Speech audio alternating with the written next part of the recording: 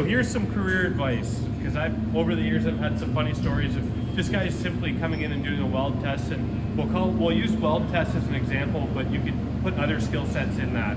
But so we come in here, and usually what people do before they start a weld test is we ask them, can you TIG weld? And I'd say 90% of people say, yeah, I can TIG weld, and then we show them what we expect.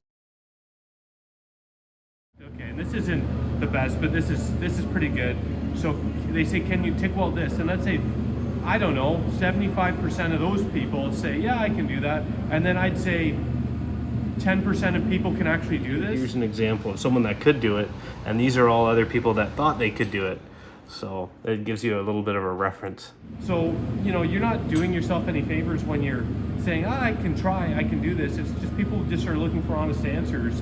Another thing we had with sparking this video is we had a guy come in today to do a weld test, and he says, okay, I can MIG weld and I can TIG weld. And then he comes over after, I don't know, 5 minutes, and I can hear something was different with the welder. And he says, hey, I'm getting a lot of porosity with my weld. And he turned the gas off. So, and I mean, okay, I can understand it's a new welder and this and that, or it's a 100-year-old welder, but firstly, I don't think you should, you need to do a weld that big to see that there's porosity. But you can tell, okay, that guy probably doesn't know what he's talking about. So try to do yourself a favor. Don't go and try to get a job above your job. Try to just display your skills in an accurate manner is the best thing I could say, because you're going to put yourself in a position where, you know, someone's saying, hey, we want you to do a weld test so the welds can be up to a certain standard. And if you're performing at this level, it's all just going to come out in the wash.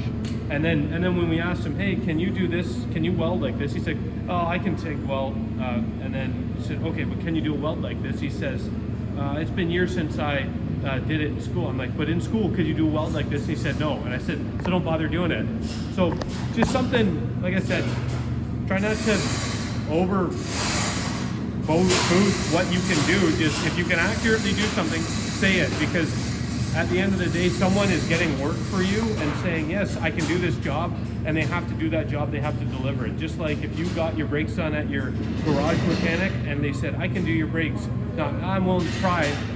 So you're not going to obviously go with them. So understand that the guy that's hiring you isn't getting jobs saying, he's willing to try, he's willing to give it a shot. It's like eventually there needs to be a certain level of being able to do it to get that job. So that's my rant for the day about that.